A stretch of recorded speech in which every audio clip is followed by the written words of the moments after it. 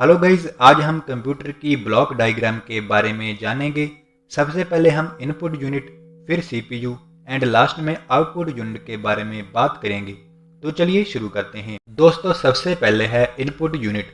इनमें वो डिवाइस शामिल होते हैं जिनकी सहायता से कंप्यूटर में डेटा एंटर किया जाता है, जिन्हें इनपुट डिवाइस कहा जाता है, जैसे कि keyboard, mouse, microphone, scanner and barcode reader. ये सभी इनपुट डिवाइस होते हैं।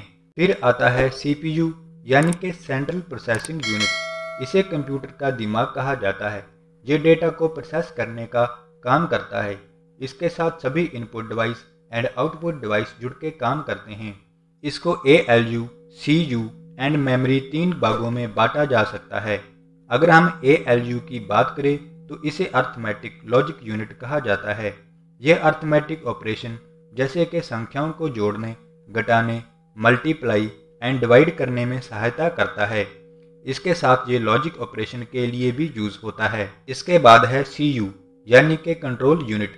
ये कंप्यूटर के सारे कामों को कंट्रोल करता है, जैसे कि इनपुट डिवाइस से डाटा एंटर करके उसको प्रोसेस करने के बाद उसका आउटपुट देने तक सभी काम सीयू मैनेज करता है।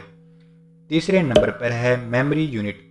ये एक प्रकार की स्टोरेज होती है जिसे डेटा को टेम्परेरी या परमानेंटली स्टोर करके रखा जा सकता है।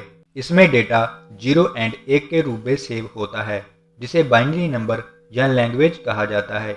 इस भाषा को कंप्यूटर आसानी से समझ लेता है।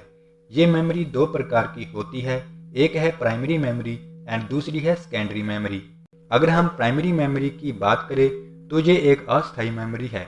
इसमें टेम्परेरी डेटा स्टोर होता है। जब कंप्यूटर बंद कर दिया जाता है तो ये डेटा लॉस्ट हो जाता है। मेमोरी की दूसरी किस्म है सेकेंडरी मेमोरी।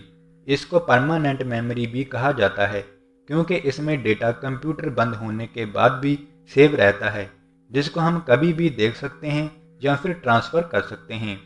इसको अलग से कंप्यूटर के साथ जोड़ा जाता है, इसलिए इसको एक्सटर्नल मेमोरी भी कहा जाता है। जैसे floppy disk, hard disk, pen drive and memory card सभी सेकेंडरी मेमोरी के उदाहरण हैं। लास्ट में है आउटपुट यूनिट। इनमें वो डिवाइस शामिल होते हैं जिन पर डेटा का फाइनल रिजल्ट, उसका आउटपुट शो होता है, इसलिए इन्हें आउटपुट डिवाइस कहा जाता है। इनमें monitor, printer, projector and speaker आदि शामिल होते हैं। तो दोस्तों, ये वीडियो आपको अच्छी लगी तो वीडियो को लाइक कीजिए एंड चैनल को सब्सक्राइब कीजिए। मैं आपसे फिर मिलूंगा नए टॉपिक के साथ। तब तक के लिए बाय बाय।